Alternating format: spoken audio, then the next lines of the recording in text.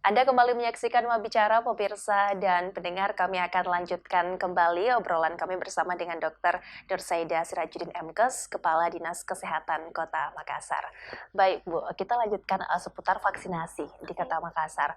Terkait dengan capaian dosis pertama dan kedua, apakah kita di Kota Makassar juga memenuhi target atau seperti apa? Nah, kalau terkait dengan vaksinasi ya, alhamdulillah untuk Kota Makassar di dosis satunya sudah 96%, dosis 2-nya sudah 76%. Artinya tidak ada yang tidak memenuhi dosis. Artinya dosis lengkap itu karena hanya perbedaan sedikit antara dosis 1 dan dosis 2. Kan memang ada panjangnya 28 hari. Jadi dia tidak bisa sepadan, tidak bisa sama.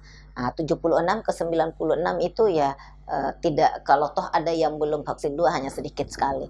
Yang jadi persoalan sekarang vaksin booster kita. Vaksin booster baru 16%. Ya. Apa kemudian yang menyebabkan? Yang menyebabkan karena kemarin serta-merta masyarakat antusias untuk booster karena pelaku perjalanan dipersyaratkan. Tapi ke belakang-belakang tidak ada lagi persyaratan untuk booster. Terus yang kedua, masyarakat merasa bahwa sekarang kan sudah kasusnya melandai, tidak ada lagi kasus yang dirilis banyak-banyak, jadi mungkin itu ya salah satu. Tapi tetap kami akan bergerak bagaimana agar mencapai booster 50% untuk Kota Makassar. Dan ini yang kami akan lakukan ke depan, bagaimana kami bekerja sama dengan pendidikan terkait kami memvaksin booster untuk guru-guru dulu, ASN guru ya, dengan murid-murid sekolah untuk booster ya. Karena booster ini peruntukan 18 tahun ke atas. 18 tahun ke atas. Nah, bisa dibilang kasus melandai ya, kondisi sekarang ya, Dok. Nah, apa himbauan Anda untuk pemirsa di rumah supaya ingin begitu melakukan booster? Iya. Nah, tentunya walaupun kasus melandai, ini kan sebenarnya dari vaksinasi itu bukan hanya untuk COVID saja yang dilawan. Kalau misalnya vaksinasi dilakukan, otomatis imunitas meningkat. Imunitas meningkat pastinya banyak penyakit yang bisa terhindar. Apalagi sekarang ada lagi penyakit-penyakit yang baru, monkeypox, ada lagi hepatitis ya, yang kita itu kalau imunitas kita bagus kan otomatis kita semuanya terhindar dari bahaya-bahaya penyakit menular maupun tidak menular. Ya, jadi memang perlu untuk Jadi melakukan perlu karena memang untuk imunitas tubuh. Vaksinasi itu untuk bagaimana meningkatkan imunitas tubuh. Vaksinasi juga itu bagaimana mencegah kesakitan, mencegah kematian, dan mencegah kecacatan. Jadi sangat-sangat penting. Yang menjadi pertanyaan kemudian, Dok, ketersediaan booster ini di Kota Makassar. Alhamdulillah untuk vaksin, karena Kota Makassar adalah kota yang paling tinggi sasarannya di Provinsi Sulawesi Selatan ya. Jadi otomatis perhatian pemerintah pusat, perhatian pemerintah provinsi terkait dengan logistik yang ada di Kota Makassar itu sampai sekarang tidak ada kendala.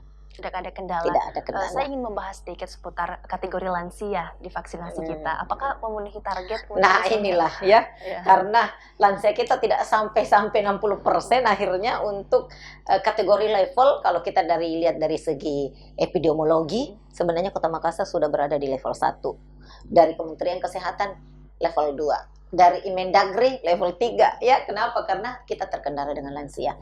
Harusnya itu persyaratannya lansia harus 60%. Tapi sekarang lansia kita baru 51. Banyak sekali kendala di lapangan. Salah satunya lansianya sendiri yang tidak mau. Yang kedua anaknya sendiri yang tidak mau lansianya divaksin.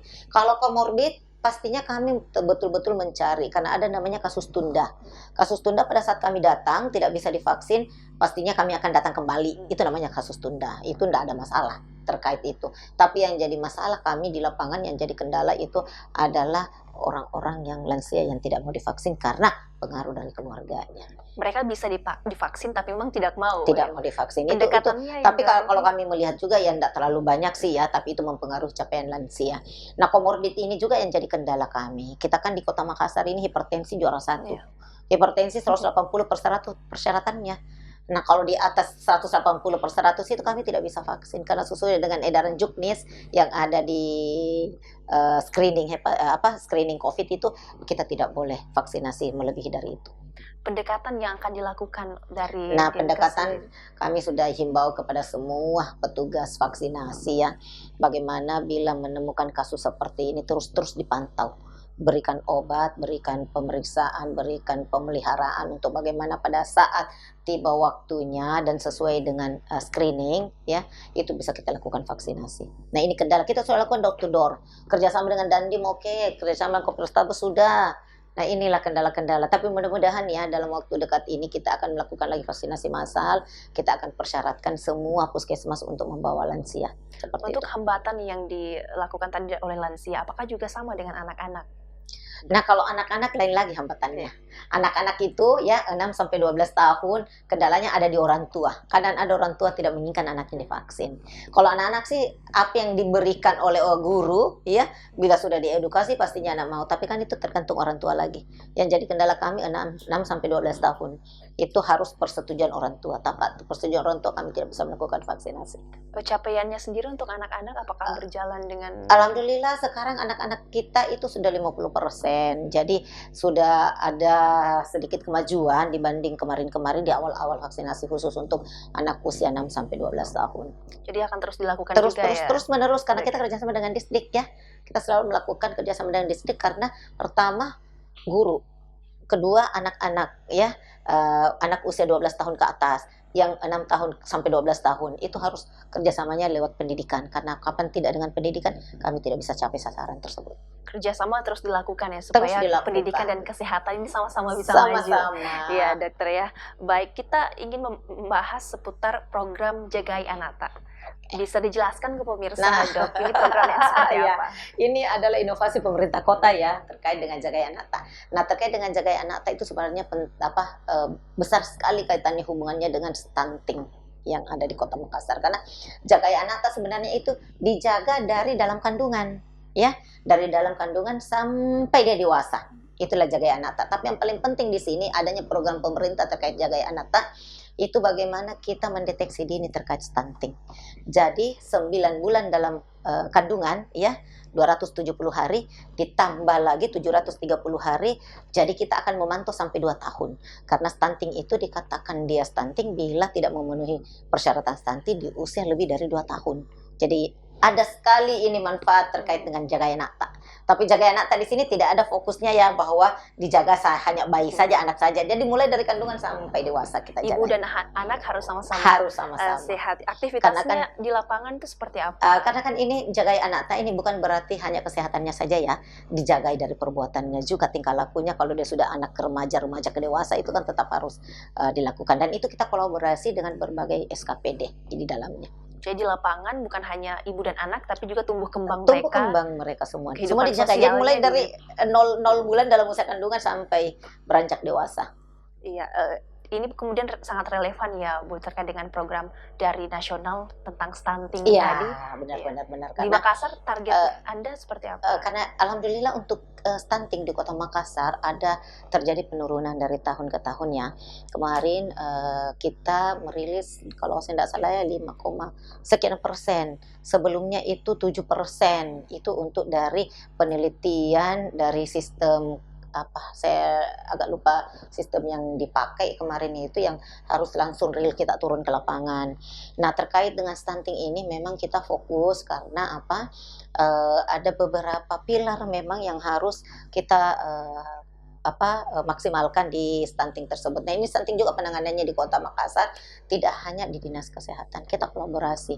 Sekretariatnya ada di Badan KB, koordinatornya ada di Bapeda, karena memang harus sama-sama semua dalam bagaimana penanganan stunting ini betul-betul kita maksimalkan. Jadi tidak serta-merta hanya kesehatan yang bergerak. Stunting juga sangat berpengaruh terhadap kualitas SDM kita Iya, di Kota Makassar.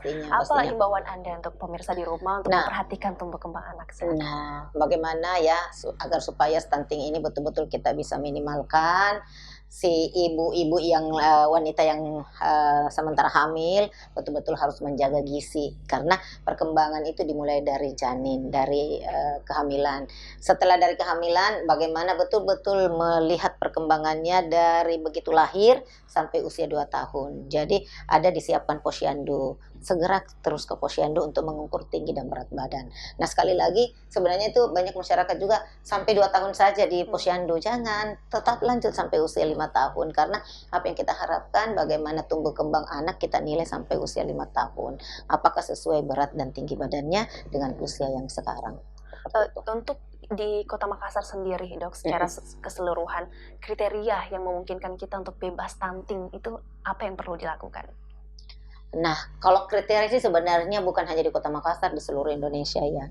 Bagaimana itu tadi yang saya bilang, pemenuhan gizi kualitas terkait dengan bagaimana semua ibu memperhatikan tumbuh kembang anaknya ya. Jadi dimulai dari kan ada yang kerjasama kita kemarin dengan Unhas itu HPK hari pertama kehidupan 1000 HPK 1000 hari pertama kehidupan, dimulai dari 270 dalam usia kandungan ya karena 9 bulan ya, ditambah 730 di usia di luar kandungan sampai 2 tahun. Jadi 1000 HPK yang harus kita jaga di awal.